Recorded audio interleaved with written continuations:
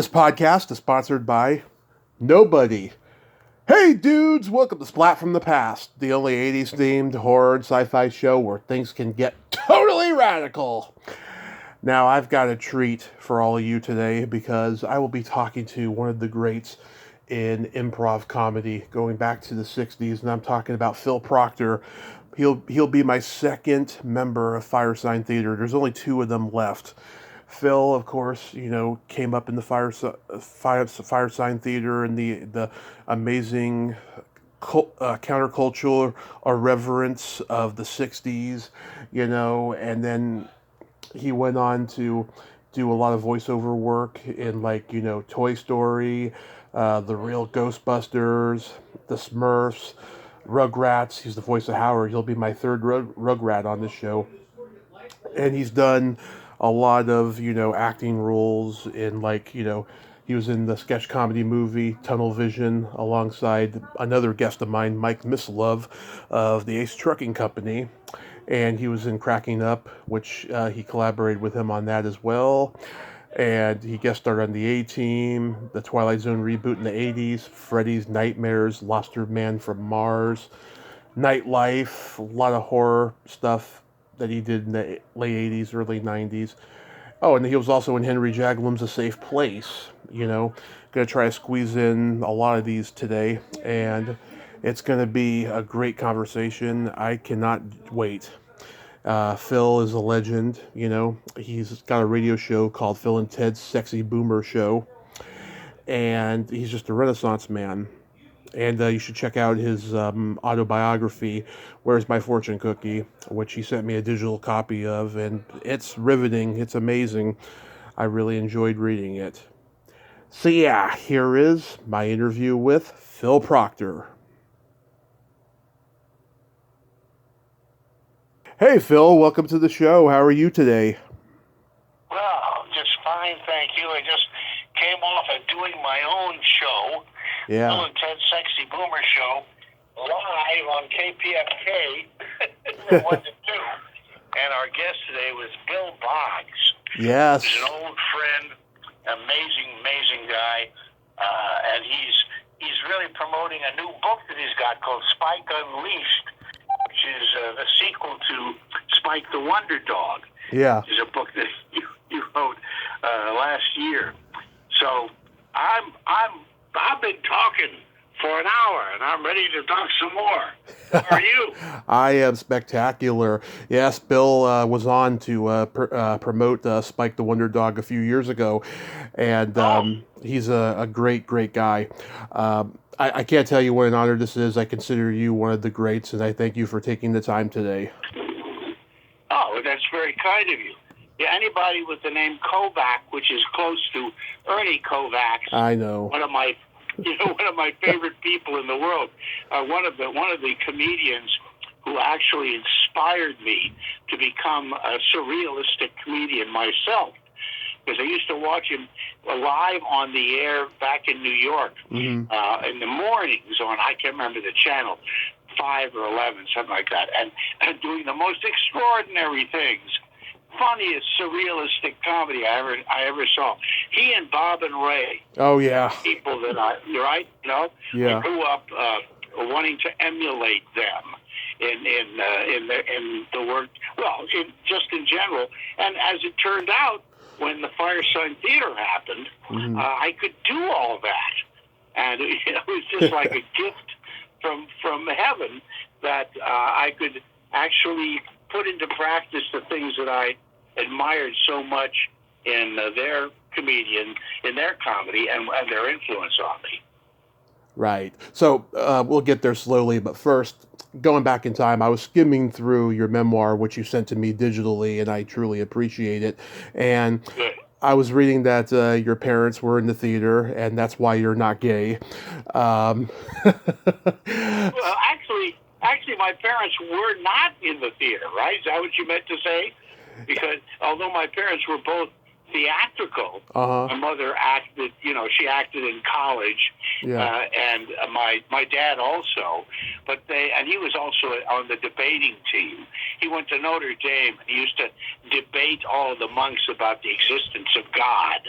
All right, that's Mhm. my dad, and he became a lawyer because his father basically forced him to become a lawyer. He was a lawyer and a state senator in Indiana, where I was born, Mhm. and so my parents both were, I guess you could call them frustrated actors.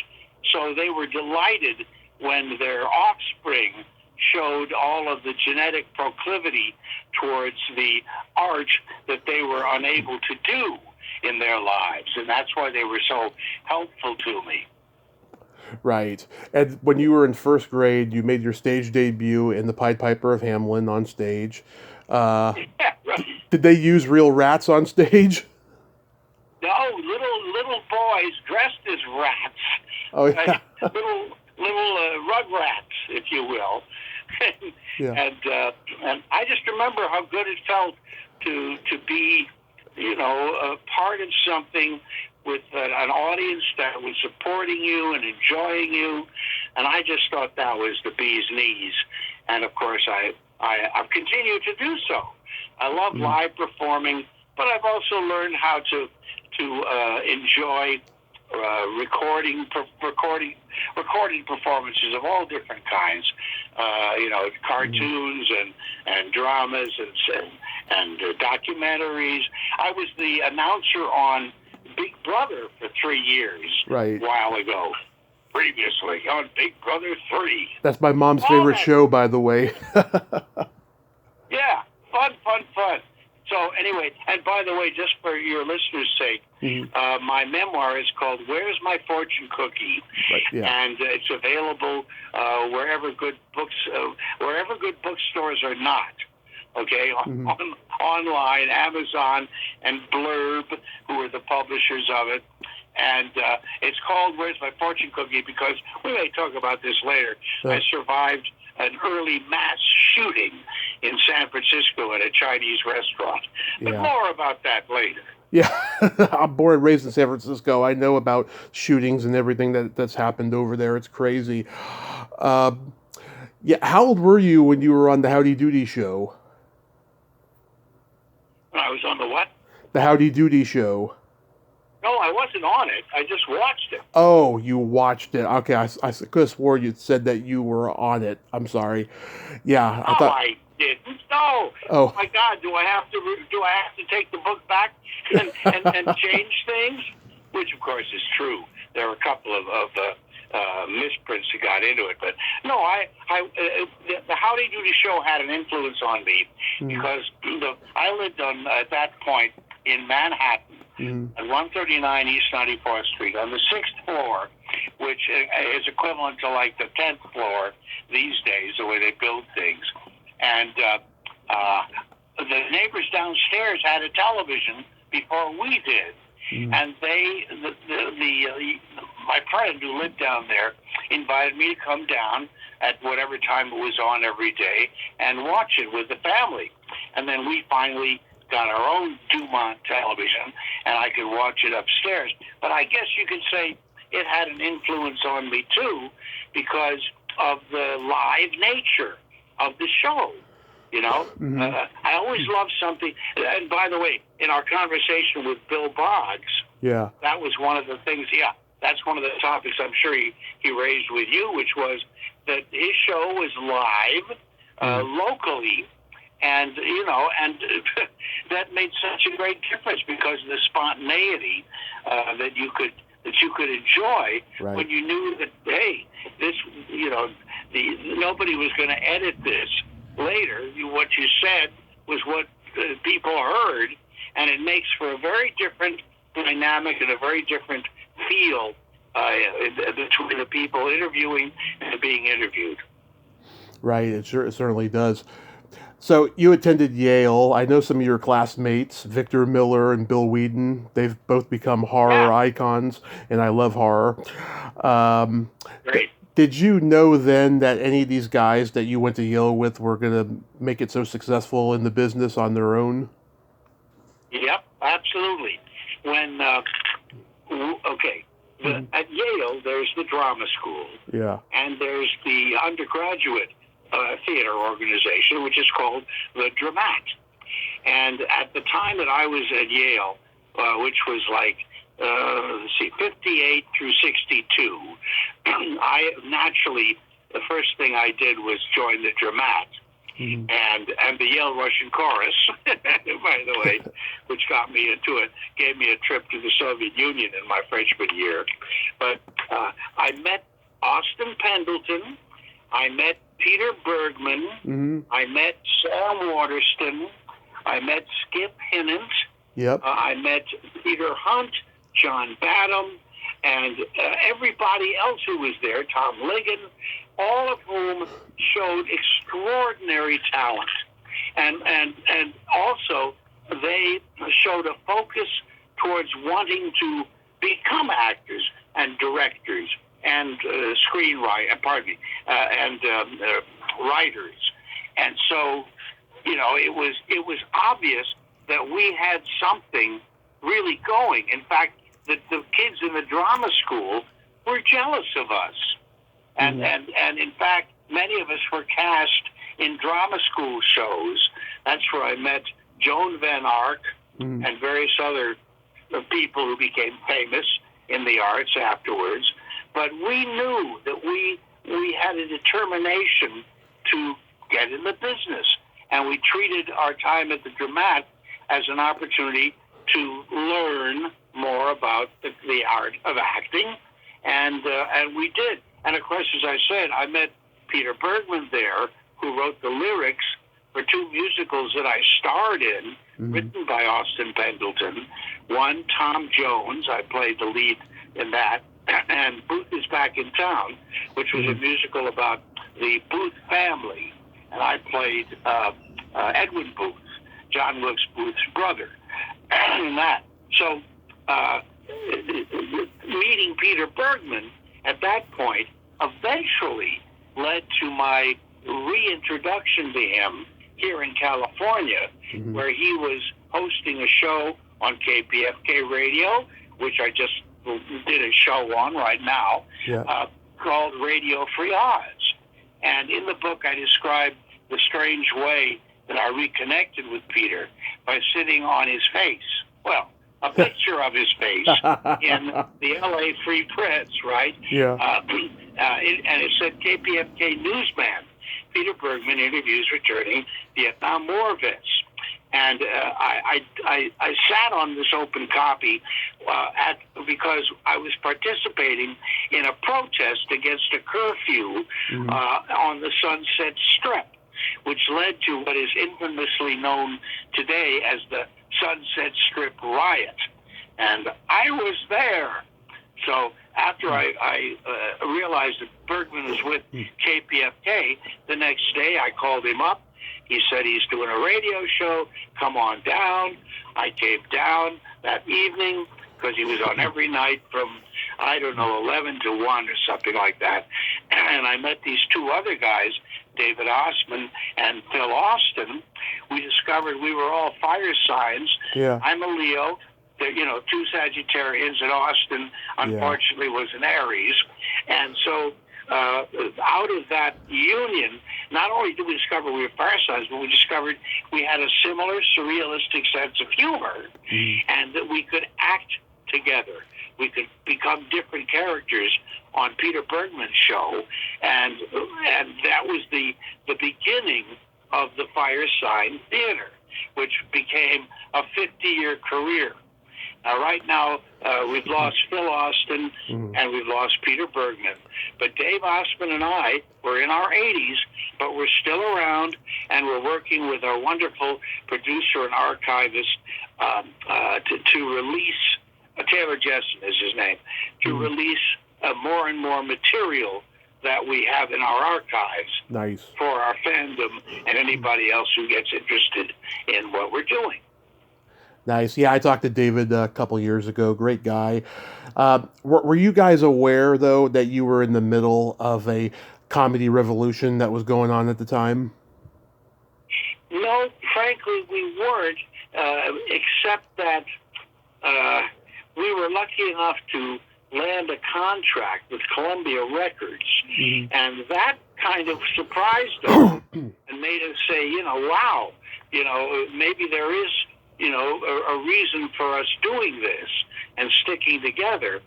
And where we used to work out was at a place called the Ash Grove, Right. Ed Pearl's the Ash Grove, a club on Melrose, which was resuscitated into new life as the Improv.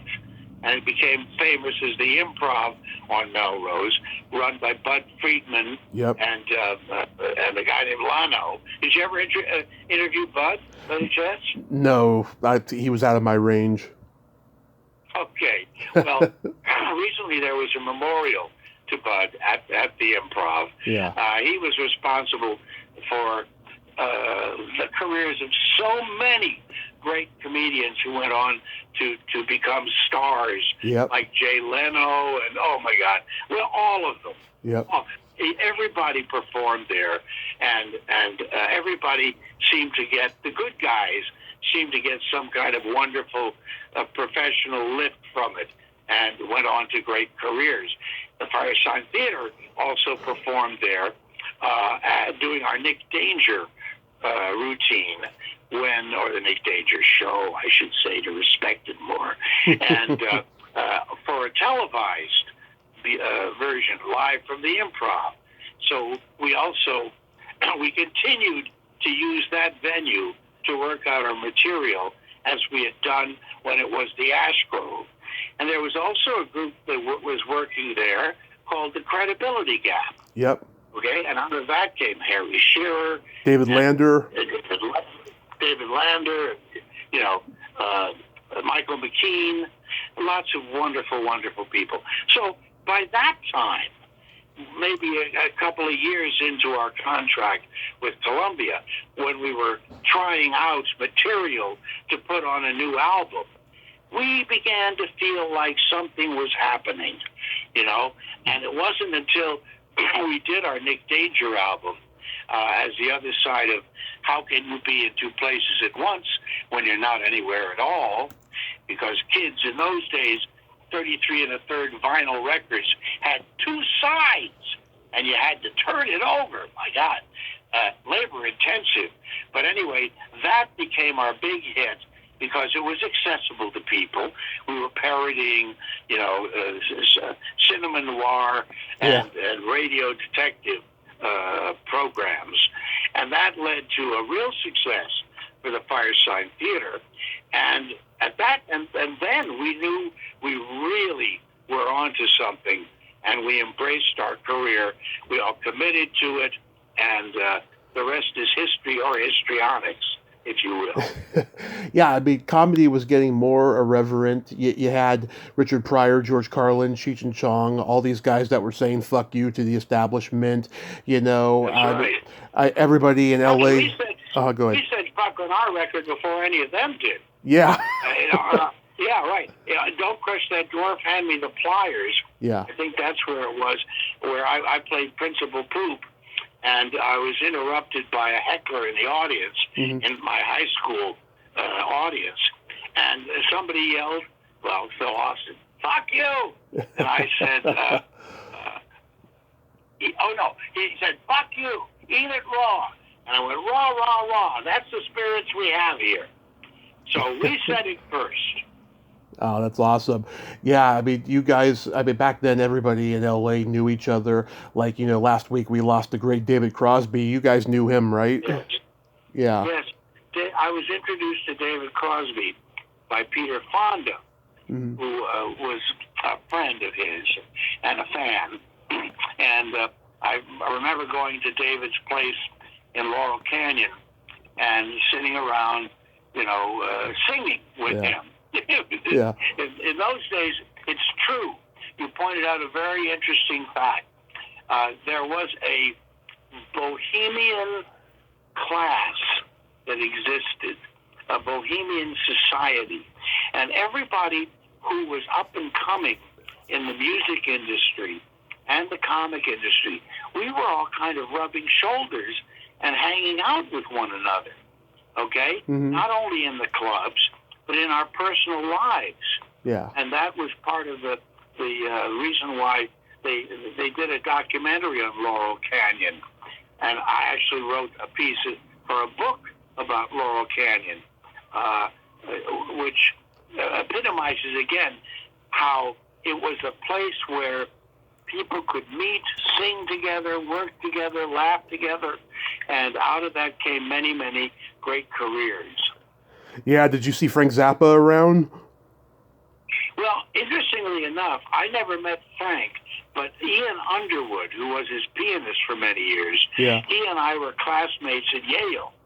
And the first time I ever smoked pot was with Ian Underwood up in his attic apartment in one of the colleges at Yale, Silliman College or something like that.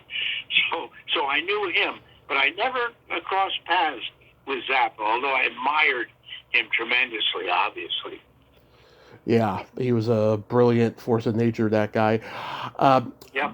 David described you guys as four different personalities that sometimes were hard to blend, but you would bring something unique to the table every day. Is that a fair assessment of Fire Sign Theater?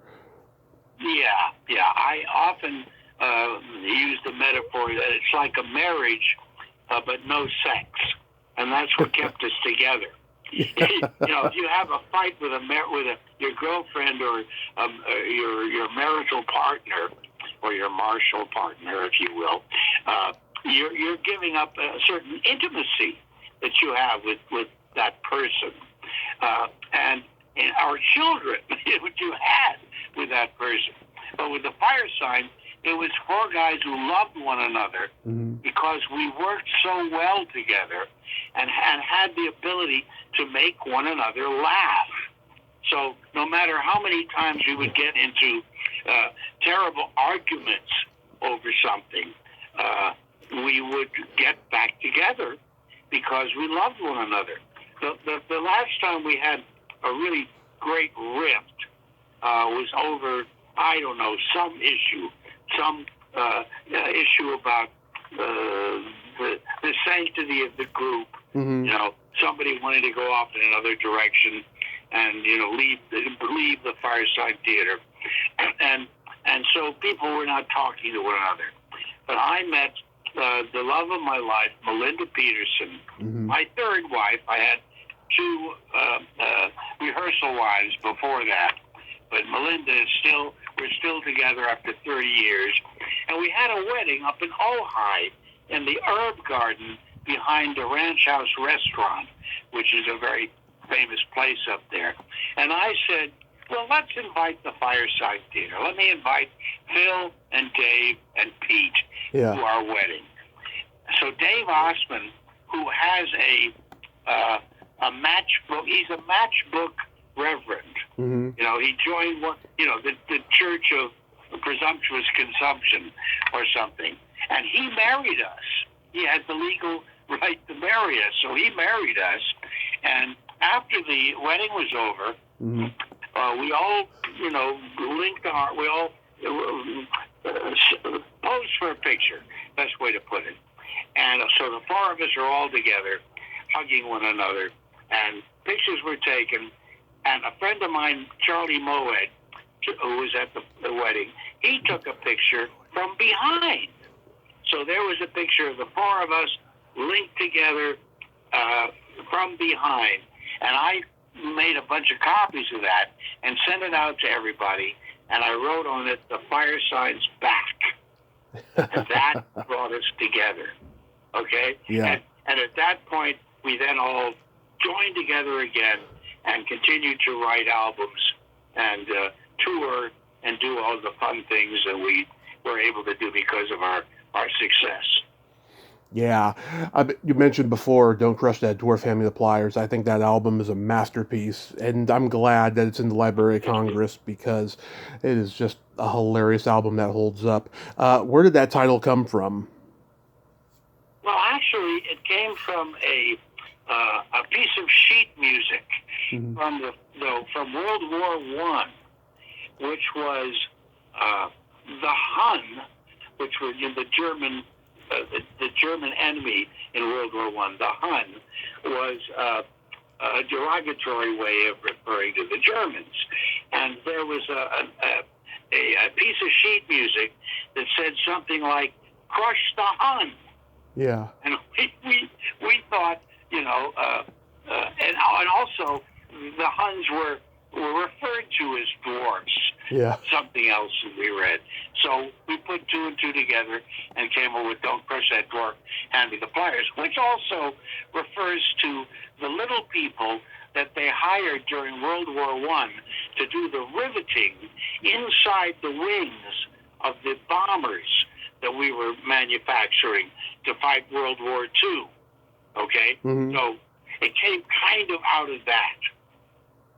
Now, when you guys record, these comedy albums, are you doing multiple takes or are you doing it all in one shot? Another interesting question. Here's the process. We would write a piece like "Don't Crush That Dwarf," Yeah. and it was originally called "A Day in the Life," or "A Life in the Day," something like that. Right. And it was a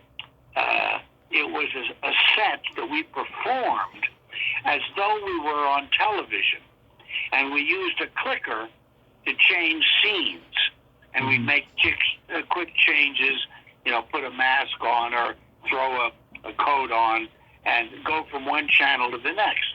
And we worked it out at the Ash Grove. And in our writing sessions, we would often we'd fight over various funny ideas. Mm-hmm. And it would sometimes reach a stalemate. We couldn't compromise.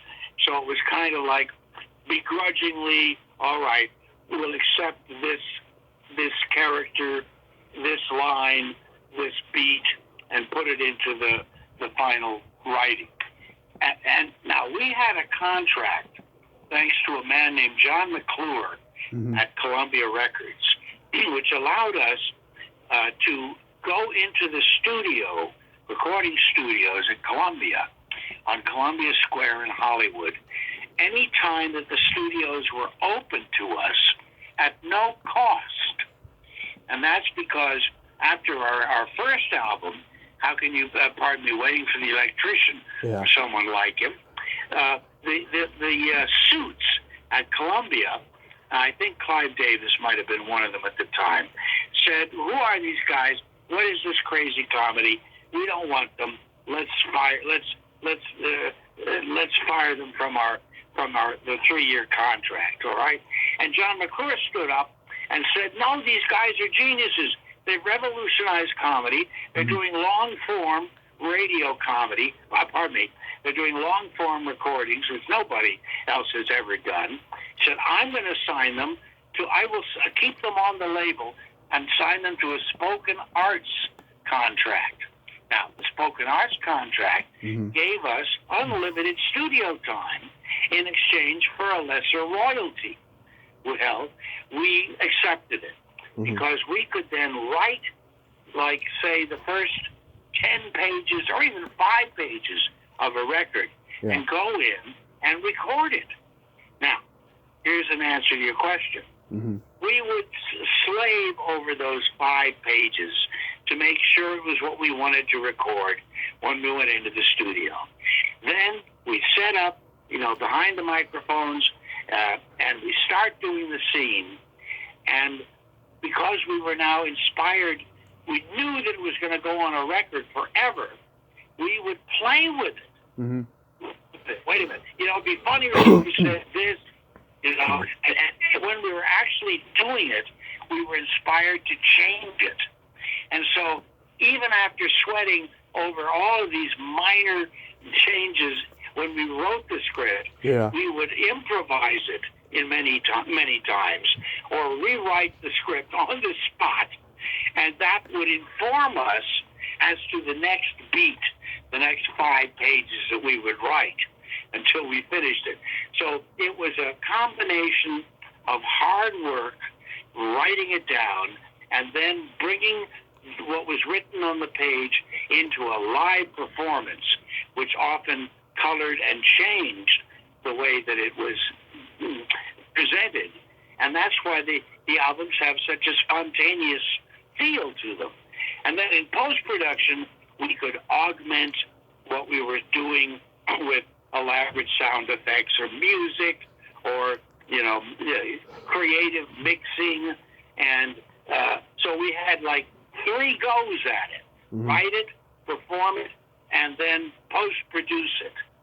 See? So we had a lot of flexibility to create complex albums that people would, as by design, have to listen to over and over again if they wanted to get everything out of it.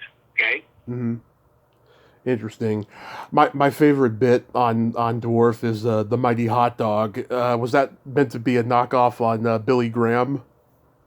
Yeah, really on all the what were to become tele-evangelists. Yes. The tele-evangelism racket was just starting then.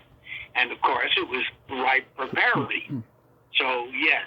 But it was also an opportunity for us to make fun of the premises of religion. We did call it the Church of Presumptuous Consumption. And,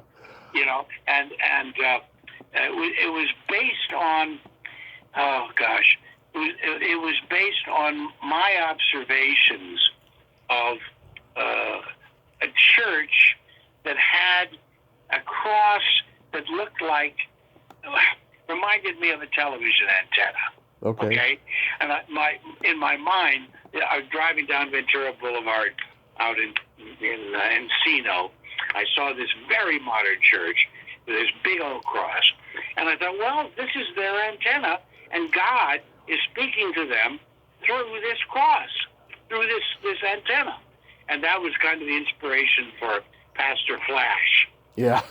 And all of that Mighty Hot Dog, let's eat, the bringing people together at church socials, all of that stuff.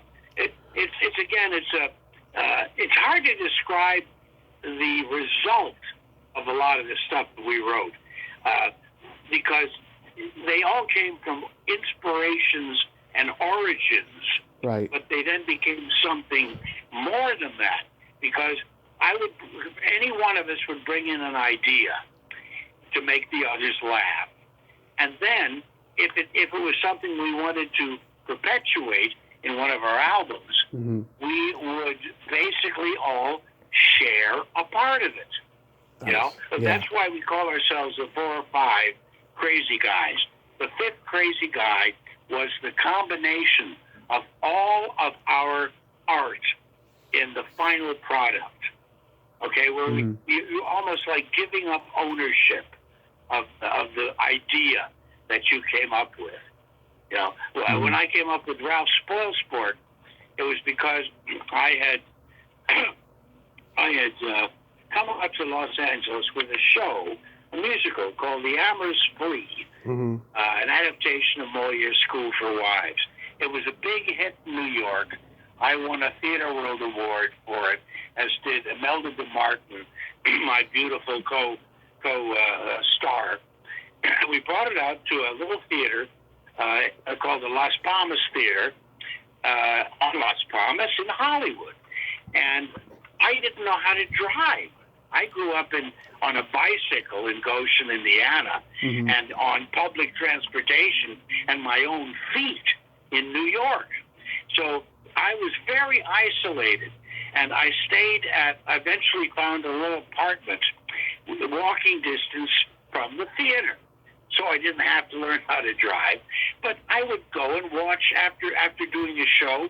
I'd be all jazzed up. Maybe I'd go out and have a bite or a drink with friends, walk back to my little apartment, turn on the television, and there was this guy, Ralph Williams, a used car salesman who was bald and kind of had a beer belly, and he was selling an endless line of cars, okay? And he was on television all the time.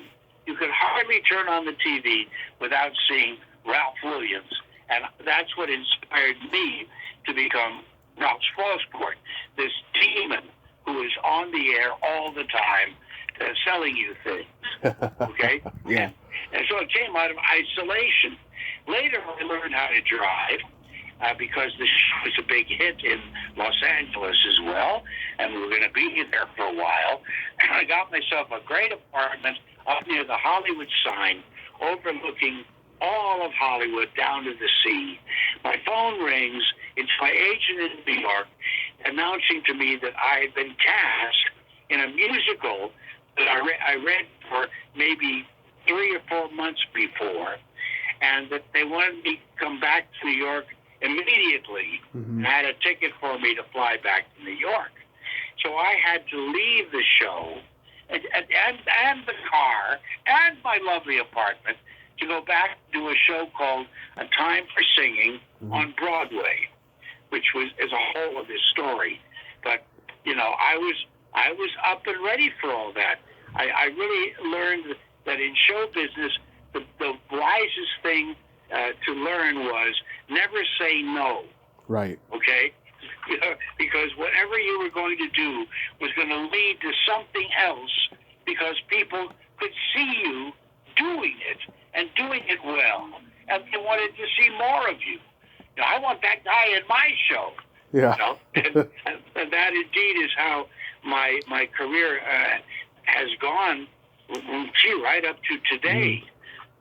Where people still will hire me to do voiceovers or on camera things. I just did a terrific little short film called Old Friends with an old friend of mine named Dakin Matthews.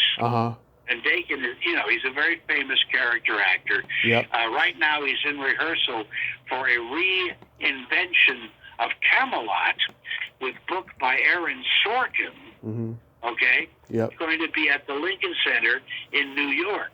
But before he did that, he has an apartment in New York, but he lives out here in L.A.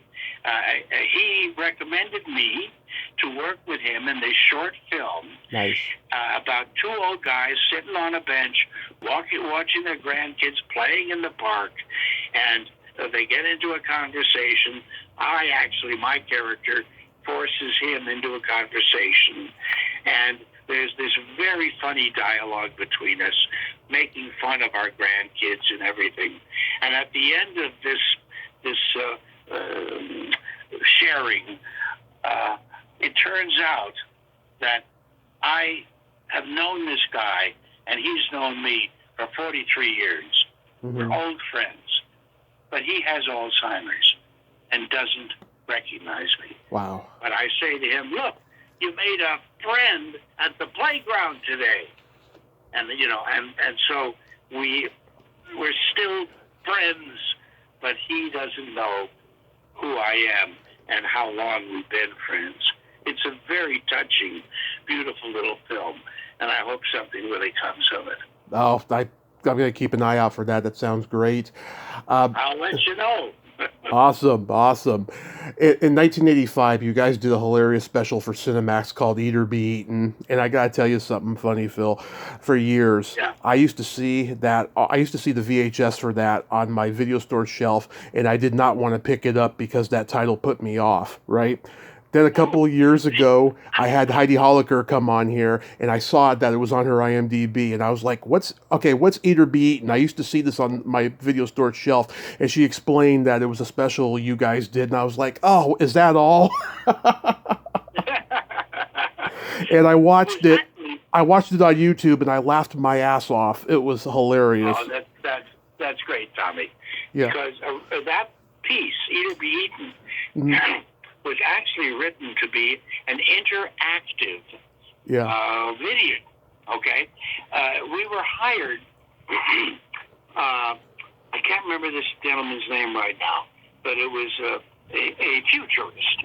We were hired by this producer, who was a Columbia producer, to write an interactive video for an experimental pilot for Sony, okay, to basically sell the idea of interactive videos, okay, which became later the billion-dollar gaming industry.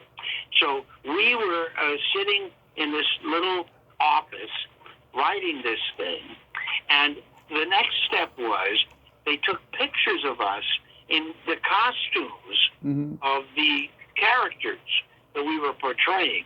And they put together a CD that had these pictures embedded on the CD. And the CD was designed to go from one place to another place. If you solved one puzzle, you'd get a number of a track, and you'd go to that track, Mm-hmm. and it would advance the story and take you through to the end. And that deal basically never went anywhere. So we had, this material Mm-hmm. to do something with, Yeah. and we decided to do our own video of it. Okay? Yeah. We did the same thing later with a video for Michael Nesmith called The Yoke, Nick Danger in the Case of the Missing Yoke. Okay. Okay? Did you ever see that? It sounds like a elephant part sketch he did. Yeah. It was. I did one of the elephant part sketches, actually. Yeah. But no, yes, it was after that. And it was also supposed to be for a interactive game. Because by then they were beginning to think, hey, there's a market in here.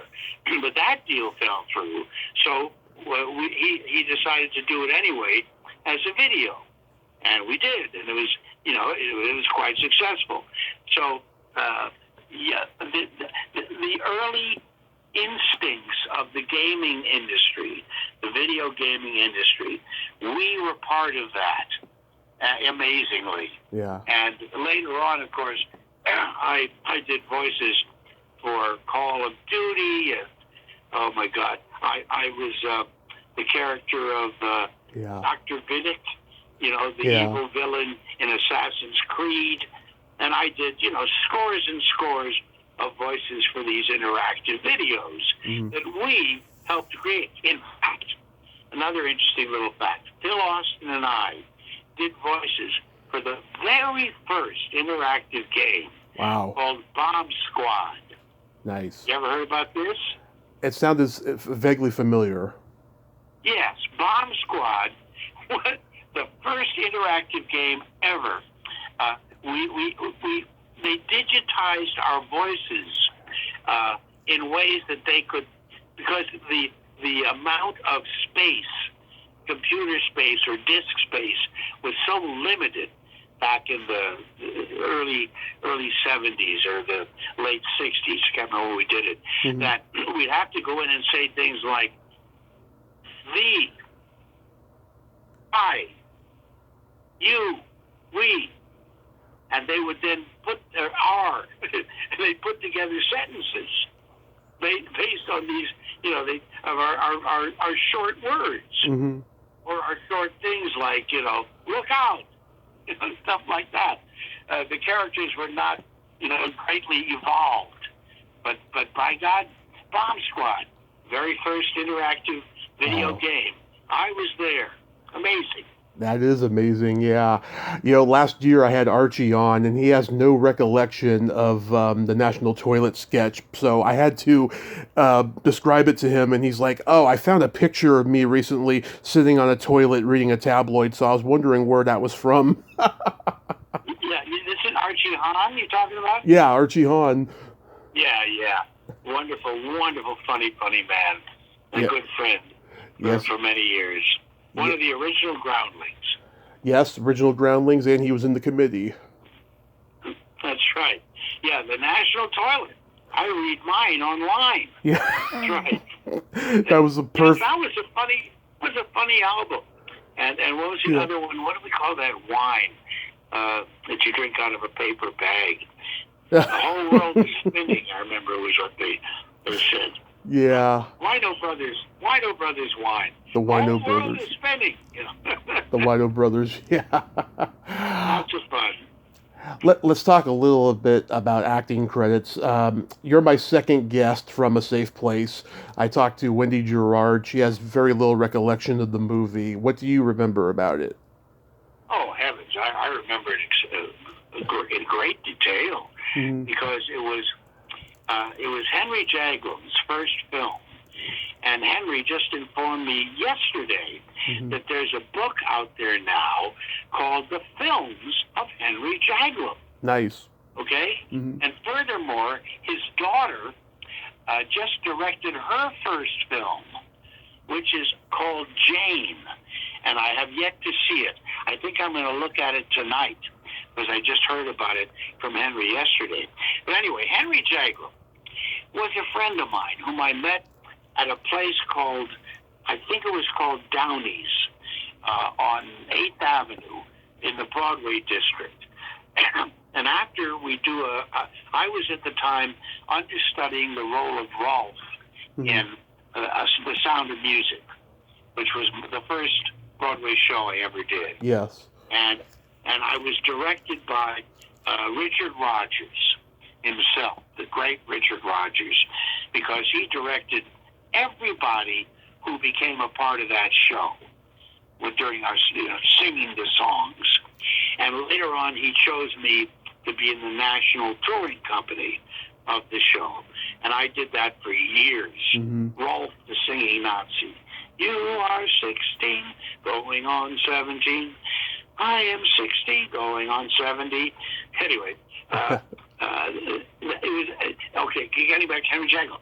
So I met Henry at Downey's because he used to hang out there all the time, along with Shelley Winters and all these beautiful stars from Broadway who would, go out and have a drink or a bite to eat at this place. So we became friends. And Henry wrote a thing called The Snowball Tree, which is based on a Russian song called Kalinka. Kalinka, Kalinka, Kalinka, Maya. Everybody knows it. And it means a snowball tree. Yeah. And he wrote this play, which he was part of the Actors Studio Writers Division. So he hired me to do the play, to play the lead male role in this play with Karen Black, who was actually a lover of mine at the time.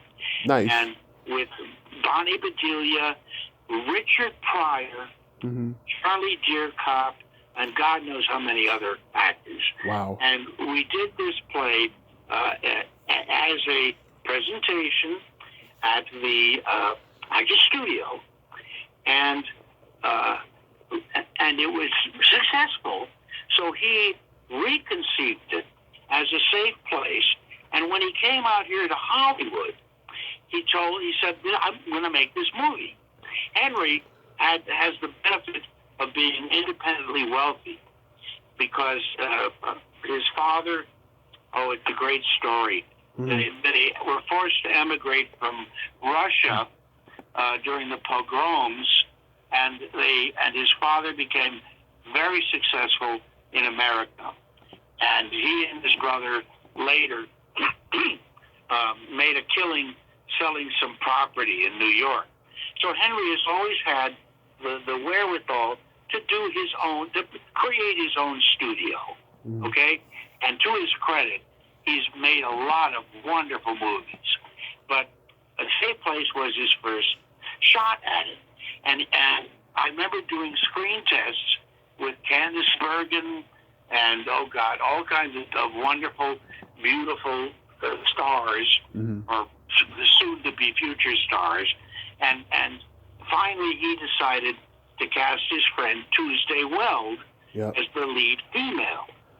So I was offered, I was going to do this movie with Tuesday Weld as my co-star. And sure. So I left the Firesign Theater for a little while. I went on hiatus.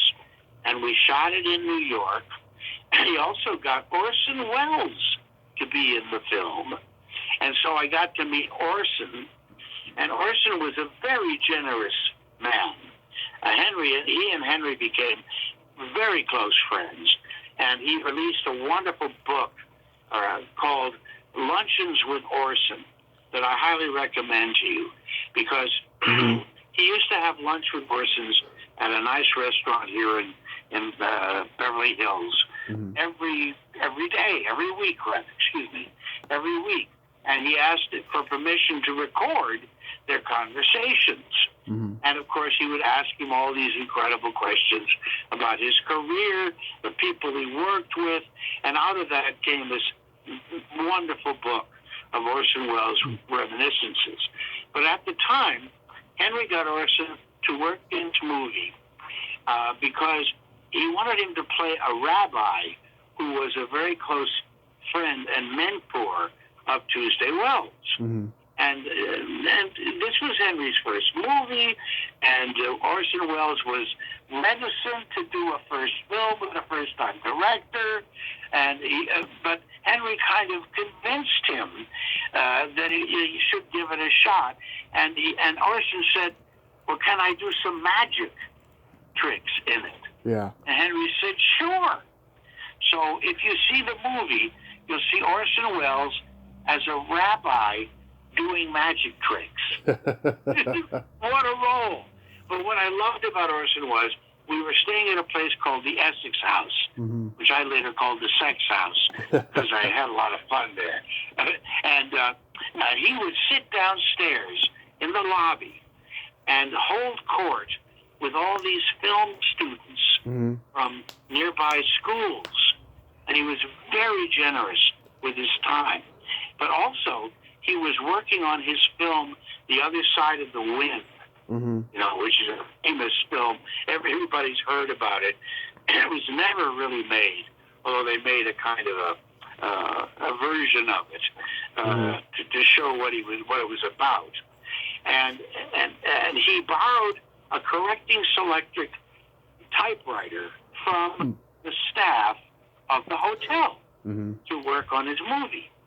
And when he left by the way, Orson was famous for staying in hotels after he finished the film, as long as he wanted to, until they threw him out, getting free meals and booze and everything from the studio, right? Mm-hmm. So he was doing the same thing with this modest little film. And finally, he left, and he took the typewriter with him. Okay. Yeah. I always said he ate it. That's good. He was a man of great appetite, and when he was editing a movie, mm-hmm. he had to bring his own chair to the studio, reinforced so that it could stand his 300 plus pounds weight. Yeah. Anyway. I enjoyed doing that film very, very much. And first of all, Henry had written it in almost an improvisational style, because his background was with the compass players, and he was, he understood the art of improvisation. Mm-hmm. And so, again, the film, he encouraged us to be loosey-goosey with what we were doing. And Tuesday was an absolute doll. She's a wonderful actress. I really knew nothing about all of those crazy teenage films that she'd done. I just knew she was beautiful and was a movie star. So that was enough for me. Yeah. And we got along extremely well together and had a great time making that film. And I was very proud of the work that was done. I also got to work with Jack Nicholson in that movie. Okay? Mm-hmm. And he was fresh off of Easy Rider. Mm-hmm. All right? And, of course, Peter Fonda was a friend of mine. So I knew the reason why, again, to get back to how I met Peter Bergman, was that Peter was doing research for his movie. And part of it was about the youth revolution. Okay? Sexual revolution and political revolution and all of that. And that's why we ended up at the Sunset Strip to protest a curfew that the city was trying to impose on the young people at the time, who were openly smoking pot and, making out, doing all nasty things that scared the older people in suits. And so we were there to protest, and that's when I sat down on an open issue of the L.A. Times, okay, and met Peter Bergman, and the Fireside Theater happened. So Peter was researching his film, and Jack was in it. Henry edited that movie. That's right. Yeah. Henry edited Easy Rider. Wow. So that's how he got to know Jack, and then I got to improvise a scene with Jack in the movie. You know, Yeah. it's all amazing. It's a great, amazing world of serendipity, and artists rubbing shoulders again with one another. Yeah. I talked to Mike Mislove about Tunnel Vision. I love that movie. My dad and I used to watch it all the time when I was a kid growing up. God, lots of stuff in there you couldn't get away with today. How was making that? How was who in that? No, Nicholson. In television, that was created and directed by Neil Israel. Right. Right? And Neil got the idea because he was shooting promotional shorts for one of the television networks. And therefore, he had access to a cameraman, a sound man, and he decided to take advantage of that to shoot a film which was made up of short sequences. Okay? Very good idea. And he hired me. Now, why did he hire me? How did he know about me? I was hot off of a safe place, and I was working with Fireside Theater, and I don't know how it got around that I'd be fun to have in his movie, but he hired me as the, as you know, as the owner of a television channel called Tunnel Vision, which was, under investigation by the government because we were doing such outlandish kind of material.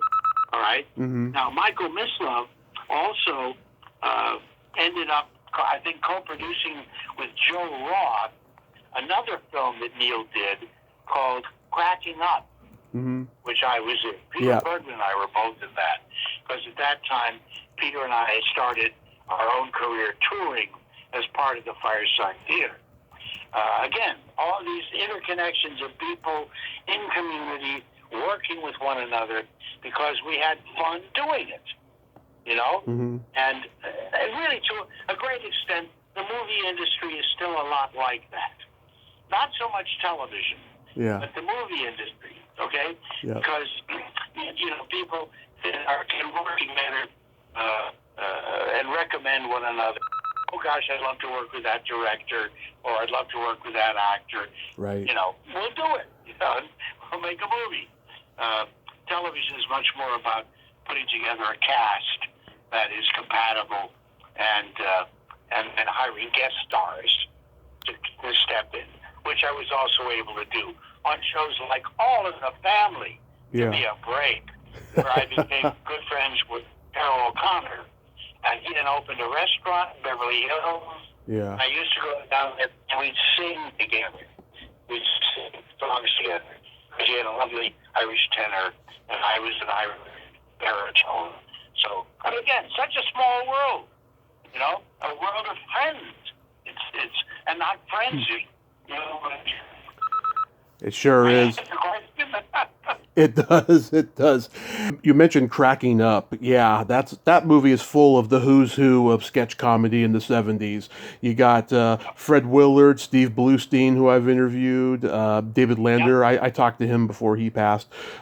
Tino and Santa, Edie McClurg. Man, those are names. Yep, that's right. And the Tubes. Remember the Tubes were in that too? Oh yeah, the Tubes were in that movie. That's right. And Peter and I ended up doing a gig opening for the Tubes in Canada, I think it was, in Toronto at a hockey rink. Oh, the adventures I've had. Oh man. Oh, those touring years. Well, that was why my book is called where's my fortune cookie? Yeah. Because Peter, if I may to explain this, Peter and I were on tour in San Francisco at, I think it was called the Great American Music Hall. And after the show was over, a friend of ours named Dr. Bill Alexander, psychiatrist, of course, a friend of ours was a psychiatrist. So he wanted to take us out to dinner, and so we were going to go to the Trident, which is a very famous place. You probably have heard of it. Yes. But Peter had left his wallet in his costume pants, so it delayed us. We had to, go and get his wallet and da-da-da. So by the time we got to the Trident, they were closing. And even though Bill was a regular customer, he couldn't get us in. So he said, listen, let's go to Chinatown. The restaurants stay open late there. So we found a parking place right in front of the Golden Dragon restaurant, a very famous restaurant in San Francisco at the time. Yep. This was like 1975, I think. And we go in, and it's 2:30 in the morning, Chinese dentist time. Yeah. All right? And so we order, and the waiter says, you better hurry because order now because we're going to close soon. Little did I know, I should have opened my fortune cookie, and it would say, leave now, because I was just bending over having a second bowl of soup when I hear bang, bang, crash, crash, scream, scream, and I look up cautiously, and I see three guys with nylon stockings over their faces, distorting their Chinese features. One of them's got a shotgun, another one's got a machine gun, another one's got a pistol, and they've just killed two people at the table in front of us. So I immediately drop under the table and behind the steel column that holds up the table. And I had learned that morning that my second wife, Barbara Samingson, my Norwegian wife, was pregnant. Otherwise, she was going to come up to San Francisco with us. But then we learned that she was pregnant that morning. Wow. And she said, oh, my God, I better just stay here and, think about this. I said, absolutely. And that would have changed my fate, my destiny. I never would have been in that restaurant. But there I was, underneath the table, thinking to myself, this is what I thought, if I get killed, no responsibility. If I live, I will have the responsibility of raising a child. I was kind of weighing those two things, one against the other, because it was I'd done everything I could to protect myself, but now it was out of my hands. If they decided to walk down the aisle where it's spraying, bullets, or whether they decided to bomb us, I might not have made it. But actually, the shooting went on. I heard it move away from our area, which made me happy. And then finally, and I'm thinking at that point, when you go to the dentist and and they're drilling your teeth, at a certain point the drilling will stop and you can go home. This was what I was thinking of when I heard, bang, bang, bang, bang, blam, blam of these weapons. And sure enough, they stopped. And I got up, and Peter had gone under the table with me, but his back was to the shooters who had come in through the front door right near where our tables were.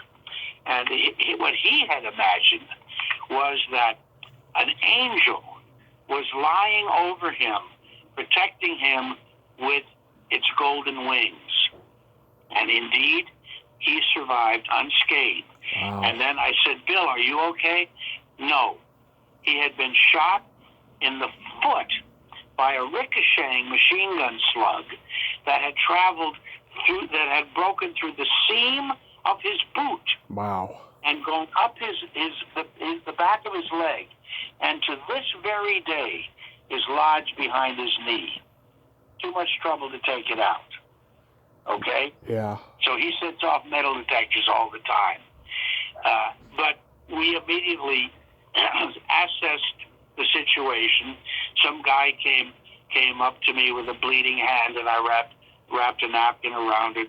There were dead people in front of me, and this group of Chinese people to the left of me, behind at the back, at a table in the back, got up and kind of very rapidly moved out of the restaurant. Well, those were the people that they were targeting. This was a Chinese gangland shooting between the Zhou Fang gang. Zhou Fang was in prison, but he was still running the rackets in Chinatown, and the Huaqing, which means the young Chinese, who were the new immigrants who had come into the area and were trying to take over the rackets.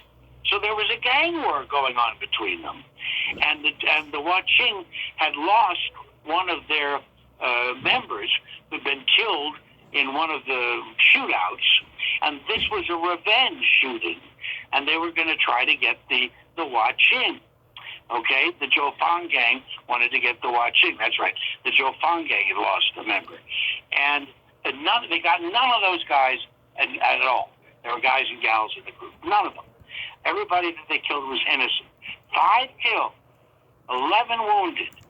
At the time, the worst massacre in U.S. history. Now, just think about today while we're talking. I know. We've had 2 shootings involving Asiatics, Chinese, that killed so far 18 people. Yeah. And this is commonplace. There have now been 33 shootings in this godforsaken country since the beginning of the year. Okay? Mm-hmm.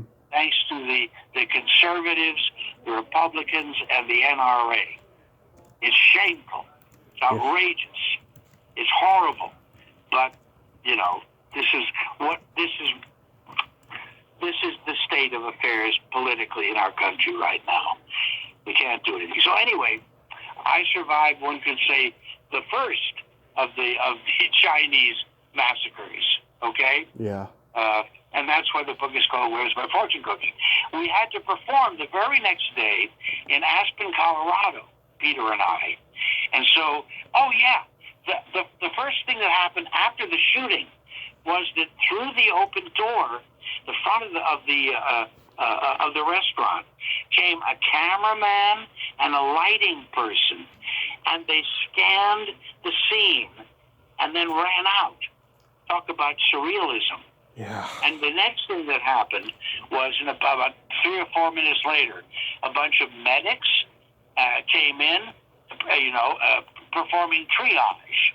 Mm-hmm. And that's because at the time the Symbionese Liberation Army had been phoning in phony bomb threats downtown in that area.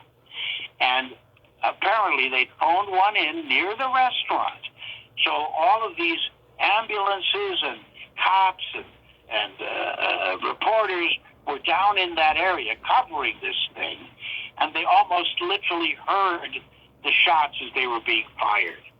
And that's what saved many lives, because the medics were on the scene almost immediately.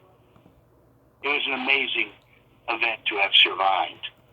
Yeah. Oh my God. I could not imagine. I've been very lucky. You know. I mean, despite having the car crash that I had, I've never been in that situation where someone took out a gun, and I just thank my Creator every day for that. Yes, good, and I hope it stays that way. You know. Yeah. But again, you had a horrible accident that changed the course of your life. Now, after that shooting, Peter and I decided basically to get off the road. Yeah. And the next thing was that we were hired to rewrite a movie called which eventually was called J-Men Forever. You know anything about that? I haven't heard anything about that. Aha! J-Men Forever is a film that we made based on the catalog of cliffhanger serials. Oh. That a guy named I think his name was Groskopf, He owned the rights to all of the Republic cliffhanger serials, many of which I saw as a kid growing up in Goshen, Indiana, at the Saturday Club that we had at the Lincoln Theater, where, you know, parents could drop the kids off, and for the next 4 hours, we would watch cartoons, westerns, and serials, you know, chapters of these serials like Captain Marvel. Yeah. And so here I was working with this entire catalog with Peter Bergman, and we were editing together excerpts from these various movies, these superhero movies, and making a movie with overdubbed dialogue, okay? And we wove together a story about sex, drugs, and rock and roll, and how they were destroying America. And we used the cliffhanger serials with overdubbed voices to tell the story. And then Peter and I were filmed as two J-men, you know, parody of G-men, because we were basically smoking pot. Yeah. Okay? and of course, marijuana was one of the things that was destroying the country. All right? Yeah. So the culture, if you will. So we're the J-men. Yeah. And it ends up that we solve the mystery of all of this and, you know, get rid of the threat. Yeah. So J-Men Forever. I think you can maybe find it streaming somewhere. Okay. Somewhere in the net, somewhere in the ether, somewhere in cyberspace. And it's worth watching. It's very, very funny. And we had a lot of great music too from the hot groups at the time integrated into it. I'll find it. Do you have a story about the A-Team? You know, what you're basically referring to is the life of a guest star on television, okay? Because before the Firesign Theater really happened, I was just a working actor out here in Hollywood, and one of the roles I was cast in was as I think I was a movie producer or something on the J-Men. And pardon me, on the A-Team. The A-Team, not the J-Men. Yeah, and what I basically remember was that Mr. T was a delightful person. Everybody was having fun on that set. It was an easy, fun job. But I was still very, very new to the business. And I was kind of naive about how lucky I was to be, doing a role in a hit series. Now, later, I did a very nice part on a Davy Crockett. Daniel Boone. Oh, no, that's what it was. I keep getting it mixed up. Yeah. Daniel Boone, Bess Parker. I got it because I was living I found myself a nice little house up off of Laurel Canyon in Studio City area. And my landlord was a guy named Mel Shapiro, and he was like a Jewish Santa Claus, a big, brilliant man with a big, white, beautiful beard, rosy cheeks, happy demeanor, and he was a writer, and he wrote an episode of Daniel Boone that called for the part of a French of a French character. And he knew who I was. He knew of Firesign. We were friends. So he recommended me for the part, and I got it. So I'm working now on, by now I kind of knew how lucky I was. And what a wonderful role I had. I was a French baker who was impersonating the King of France in the Wild West because he was afraid of, being shot at. So I was impersonating the king. And it was a lovely part. And I remember, the one thing I remember from it was Fess Parker and who was the guy who played his sidekick? He was like Mr. T. Let me look that up. Famous. The kid was Darby Hinton. I know that. Yeah, and he was a famous football player. And I remember, and we were on a sound stage with Rosie Greer. Rosie Greer. Rosie Greer. Yeah. Another nice guy. And he was knitting between takes. Oh, yeah. He was knitting socks and things. I mean, Yeah. it's so funny. But while we were doing a rehearsal for one of the takes, Yeah. Bess Proctor farted. And he grabbed his coonskin cap, threw it on the ground, stomped on it, and said, "Bad raccoon, bad raccoon." Okay, and that's the one thing I remember the most from that shoot. In other words, people were having fun. You know, Yeah. they knew how lucky they were, and they were having fun. The late Harry Anderson became a very, very good friend. Yeah. Because Peter and I, we were on tour, and we were in Houston, and playing a crazy club down there. And the owner of the club used to open for his acts dressed in a gorilla suit, doing some kind of bizarre material. And we thought, no, that wouldn't be a good intro for us. So there was a bartender who was doing magic drinks down there. And we got into conversation with him. And we said, could you open for us? And he said, sure. So Harry Anderson opened for us in the Proctor and Bergman performance in Houston. And it was great.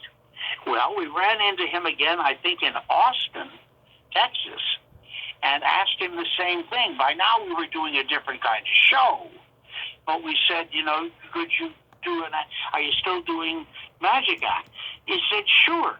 And he did an entirely different show that was based on the concept of kind of the New Age, which was like the show we were doing, and blew us away. So afterwards, we're having a bite to eat with him. We said, Harry, you really should come out to Hollywood. You've got the stuff. And sure enough, he did. He was cast as Houdini in a movie for television. The next thing we knew, he was the star. Oh, he appeared on Cheers as Harry the Hat. Right. And the next thing we knew, he was the star of Night Court. Yeah. Now, I ended up doing 3 of them with him, and then he got Dave's World, and I did a couple of Dave's Worlds with him. Yeah. And we were very good friends. He gave me my first computer, because I don't know if anybody remembers, but he had a commercial. He used to host the commercials for the Macs, the Macintosh computers. Yeah. Okay? Harry was the spokesman for that. Mm-hmm. And he used to, at the end of a shoot, pick up all of the computers, put them in his car, and give them to his friends. He gave one to me because he confessed that he had stolen some material from me. I created a character called Dr. Astro, and I gave fake astrological readings. And one of the gags that I had was, I am getting good vibrations from somebody in the audience. Oh, he's so strong. He's so strong. And then I'd walk into the audience. Here, I'm getting closer. I'm getting closer. And I would see a beautiful girl. Mm-hmm. I'd pick up her handbag. I'd reach in, and I'd pull out a vibrating dildo. I said, your vibrator is on. And turn it off and give it back to her. Well, he stole that gag from me. So that's why he gave me a computer. Later, he was doing commercials for fax machines. And he gave me a fax machine because he'd stolen some other material from me. But we were made friends right up to the end.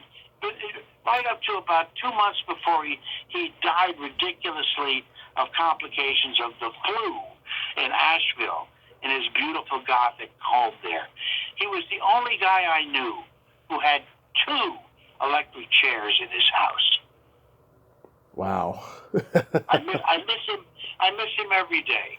He was a grand friend. Anyway. Yeah, now they're bringing Night Court back with supposedly his daughter Hmm. But I'm anxious to see the show, and I wish it success. I tried to get Turk Pipkin on here, but he was super busy a couple years ago. Maybe I'll try Oh, again. try him again. Yeah, he's an ace. He's an absolute ace. Have you had Jay Johnson on your show? No, not yet. You know who he is? He's a character actor, isn't he? No, ventriloquist. Oh, okay. Jay Johnson did a show on Broadway called something like The Two and Only, big hits, and he was on Soap. He was the ventriloquist character on Soap. Oh, okay. Yeah, I remember him. He was an even closer friend to Harry because they used to gig together. They used to do an act together, and we have lunch fairly regularly to keep up our friendship and our connection. But he would be a wonderful guest. The show that I did on KPFK is called Phil and Ted's Sexy Boomer Show. Right. And you can Google, you can go online. I've heard it. And and you can see our archived shows. We've interviewed Ben Gillette, and we've interviewed Melanie Yankovic and Melanie Chardoff. Newman. What's your first name? Not Randy. Melanie Chardoff. She's been on there. Melanie Chardoff. We did Rugrats together. Yep. Yeah. For those people who don't know me, I'm probably best known as the voice of Howard on the Rugrats, the father of Phil and Lil. Okay. 14 years I did that, and they're still running them now, on Nickelodeon. So it's amazing. But anyway, we Phil and Ted's Sexy Boomer Show. Me and my friend Ted Bonnet interviewed wonderful people. Today we interviewed the great Bill Boggs, as I said. Yep. And gosh, why did I bring this up? I don't know. I forgot. I've lost my train of thought. We were talking about Jay Johnson, and then Train is at the station. Oh yeah, Jay. Yeah. Jay Johnson, and of course we interviewed him too, and his many voices, and so we've maintained a good friendship. But if you want to hear any of those interviews, they're archived up at our website, sexyboomer.com. Okay. Yes.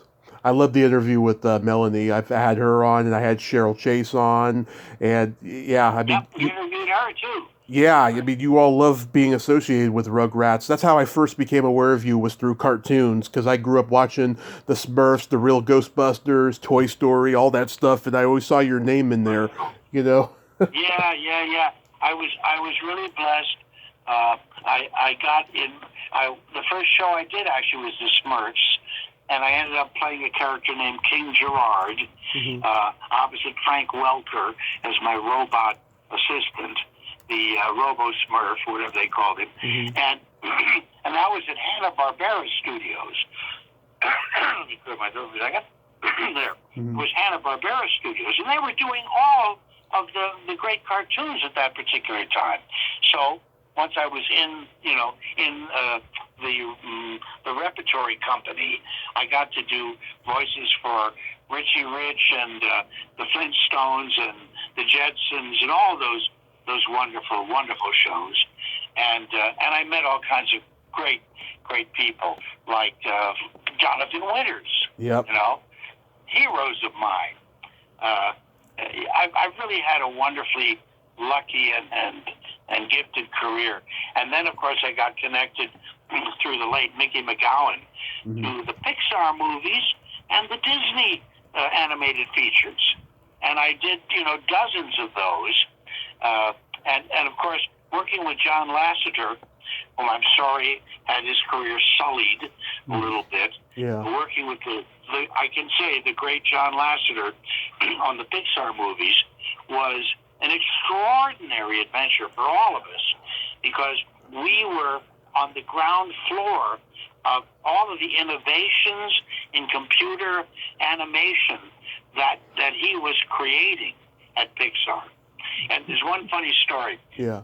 One of the first ones I did was after Beauty and the Beast was A Bug's Life, and we had a cast and crew screening up in San Francisco at City Hall or something like that. It was very bizarre.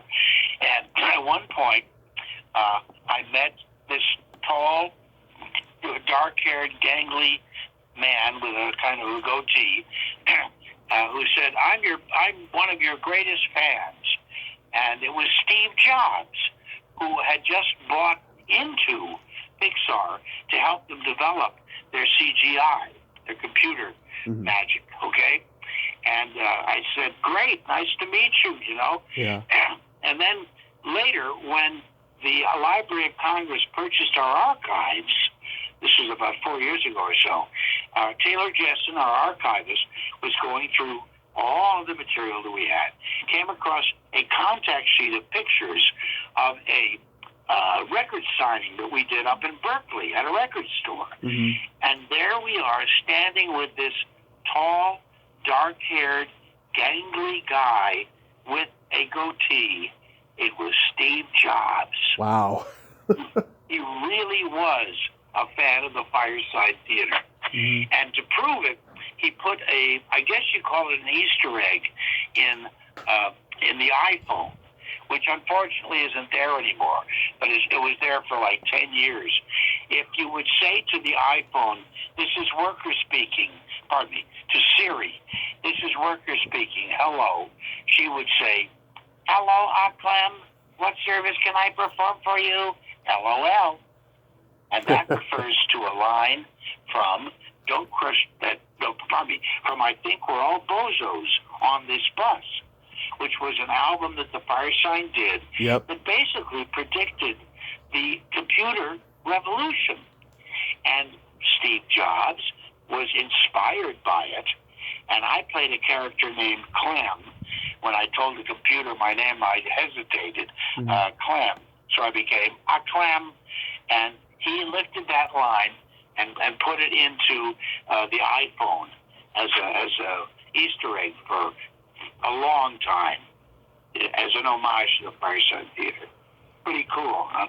Yeah, that's cool. That is cool. Before we wrap this up, can I get a story about Freddy's Nightmares and Lobster Man from Mars? Because I love horror. All right, yes. Well, Lobster Man from Mars. Oh, gosh, who was the director of that? I should really remember. Lobster Man from Mars. Information? Yeah, let me look that up here. Let's see. That was Stanley Chef. Mars. Yeah, that's right. Yes. Wonderful guy, Stanley Chef, but also a wonderful guy. He worked with Orson Welles in one of the editing jobs of one of his films, by the way. So I learned about his Orson Welles giant chair, reinforced chair. Anyway, again, the Fireside Theater reputation and my reputation as with Proctor and Bergman and everything led him to me, and that film also is kind of an anthology.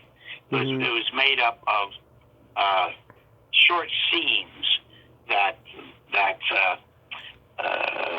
put together made a story. And so, what can I tell you about it? I was cast in it. I can hardly remember what I did. What did I do with it? I haven't seen it in years, but I remember the cast. It had you, Tony Curtis, Deborah Foreman, Patrick McNee. Oh, that's it. Oh, that was one of my favorite jobs. Yeah. Because I got to work with Tony Curtis. Yes. I remember it now. Yeah, I played his agent, his manager. Yeah. No, I played his business manager. Okay? And Tony Curtis was a guy who a filmmaker was looking for him to invest in his movie. And Tony Curtis eventually invests in this terrible movie, Lobster Man from Mars, so he can lose some money and write it off as a loss, just like Trump. Yeah. Right? and not have to pay his taxes. Okay? Yeah. So I had this scene with Tony Curtis in my office where I have to tell him that he's basically bankrupt. So I get to the set, and there's Tony Curtis, another actor who obviously I admired greatly for his wonderful career. And he says to me, do you mind if I improvise? I said, no, I love to improvise. Sure, let's do it. And he's putting on his own makeup. Mm-hmm. and I put on my makeup, and we go on the set, and sure enough, we improvise the scene. I think it's one of the best acting jobs I've ever done. It was so much fun, and he was so easy to work with that we became friends. Right. And I got to know him through a series of events in Hollywood.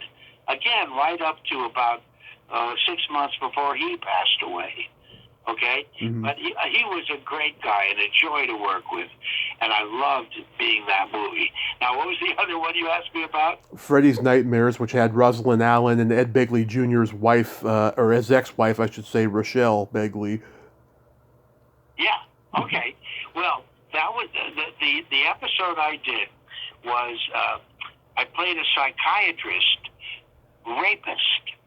Now, interestingly enough, Mm-hmm. psychiatrist contains the word rapist, and I was using hypnosis to put women into a receptive state, and then I was taking advantage of them. Okay, Mm-hmm. and I paid dearly for my crimes because I was shot dead at the end. Well, the director of this. Again, I don't know how I got the job, but the director was named Ken Wiedemann. Yes. And Ken Wiedemann had directed... Wiederhorn, actually. Pardon me? Wiederhorn. What? Who's Peter Horn? Yeah, his name's Wiederhorn. Oh, I say, Wiedemann, I said. Yeah. Okay, Ken Wiederhorn. Yeah. It's still a weird name. Yeah. Ken Weirder name. Ken Wiederhorn, the director, it turns out, directed my wife, Mm-hmm. Melinda Peterson, in a short film that won an Academy Award, Mm-hmm. in which my wife played a drum majorette. Mm-hmm. Okay? So maybe that's how he heard of me. I don't know. I really don't. But again, it was really fun because he was such a nice guy, you know? Yeah. And all of those things, especially the things on film without an audience, were really easy to do and fun to do. When you have a live audience and you're doing a sitcom, like All in the Family or Night Court or something like that, you feel more pressure because, number one, you don't want to let down the cast. Right. Right? And number two, you're working with a live audience, and you want to get them laughs and get it right, you know? So you have to know all your lines, hit all your spots, you know, do your thing, and become a part of the experience. And absolutely, it's fun in its own way, but it's much more pressure than doing something on camera because you can always do a retake.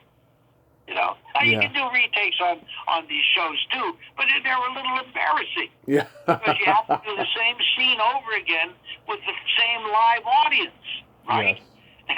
And expect them to laugh in the same places. If you know what I mean. Absolutely. I've done it all. I'll do it again. You sure have. So what do you got coming up? Well, the short film is, I have great hopes for that, Old Friends, and that's in post-production right now. Mm-hmm. And I and my wife got to do a very unique podcast called Hindsight, which will be coming up in February, mm-hmm. and may become a television series. Nice. And it's a fantasy adventure that involves Harry Houdini and takes place both in his time in the early 20th century and in modern times. And we shot it on a soundstage as if we were making a movie. Yeah. Except for no lights and no movie camera. So that we had two boom operators following us around. We could hold the pages of our script in our hand and walk from place to place if the action was so described in the piece, and it was therefore recorded as if we were in a movie, and it's going to be released in more than surround sound, in a form of digital sound where if you're listening on earphones, it will actually completely surround your head and have depth and all kinds of extraordinary creepy effects and things in it. So that's in post-production now, and my partner in Sexy Boomer Show, Ted Bonnet, is the sound designer for it. And it's going to be wonderful. And we also got to work with our dear friend John Goodman, whom we initially met. Peter Bergman and I initially met because he announced himself to be a great Fireside Theater fan. And he worked with us in a couple of pilots that we did in the early days, right after he was just beginning his successful, amazing movie career. And he has become a constant friend through all these years. And he plays Oliver Wendell Holmes in a scene with my wife, Melinda Peterson. And I can't wait to hear the finished version of this. It's really going to be quite an extraordinary adventure, I'm sure. Yes, I hope so. And I'll keep an ear out for all of those projects. I will alert you, Tommy. I will alert you to all of it. Awesome. Awesome, Phil. I want to thank you so much for coming on and sharing all these great stories. You are just an amazing man, and I hope you have a great night and be safe out there. And you too, my friend. No more automobile accidents, okay? No more. Stop at one. All right. Much love to you. Stay safe and healthy, and I hope we talk again. I hope so too. Have a great night. Thank you. You too. Bye-bye. Bye-bye. Well, there you have it. Phil Proctor. Oh, isn't he just, he's legendary. He's a man who needs no introduction. I'm so glad we got to talk today. All these great anecdotes, great showbiz stories. Check out his book, Where's My Fortune Cookie, and listen to Phil and Ted's Sexy Boomer Show. Well, until next time, this is Tommy Throwback Kovac saying there's no shame in living in the past because the present sucks. Later, dudes.